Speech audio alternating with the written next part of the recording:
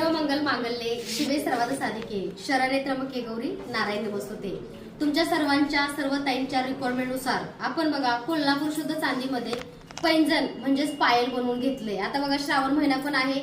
श्रावण महिन्यामध्ये पत्नीला पैंजण दिल्याने नवऱ्याची प्रगती होते, धनाचा लाभ होतो आणि घरातली लक्ष्मी जर चालती खेळती खुश असेल तर आपल्या घरामध्ये लक्ष्मीचा वास होतो।